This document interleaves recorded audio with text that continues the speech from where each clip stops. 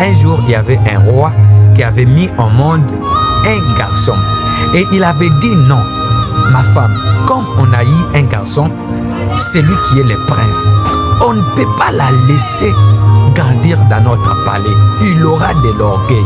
Il faut la laisser quelque part parce qu'il va apprendre comment désirer cette trône et alors qu'il va le gérer bien.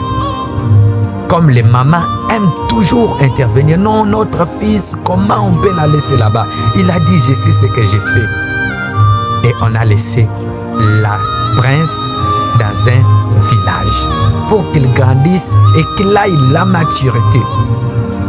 Et la prince ne savait pas d'où il était venu. La prince ne savait pas de quelles origines il était venu. Il était adopté par un vieil papa et une vieille maman au village qui l'a fait grandir. On lui a appris le chant, on lui a appris les choses. Et lui s'est contenté de ces choses-là, s'est contenté de ces choses-là, s'est contenté des villages, s'est contenté des filles des villages, s'est contenté de nourriture, s'est contenté des richesses, s'est contenté de plusieurs choses. La prince oubliait qui il était, mais il s'est contenté des choses du village. Il est de même avec toi. Tu es une prince céleste. Tu es celui que Dieu a choisi pour vivre dans ce monde, pour chercher la droiture et la voie qui mène vers ce qui t'a été destiné. Il y a une récompense, il y a une richesse qui t'a été donnée, qui t'a été réservée. Il y a une couronne. Ne te contente pas de ces choses de ce monde.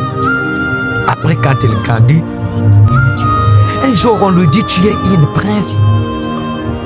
Il ne resta pas au village. Et quand on dit au prince que tu t'appelles prince, voilà, il n'était pas une villageois, il était devenu le prince de toute une ville. Mon frère, tu es une prince dans le royaume de Dieu. Tu es une prince dans le royaume de Dieu. Tu es une princesse dans le royaume de Dieu. Relève-toi, mon cher chrétien, ma chère chrétienne. Relève-toi sur tes erreurs. Tu es une princesse de Dieu.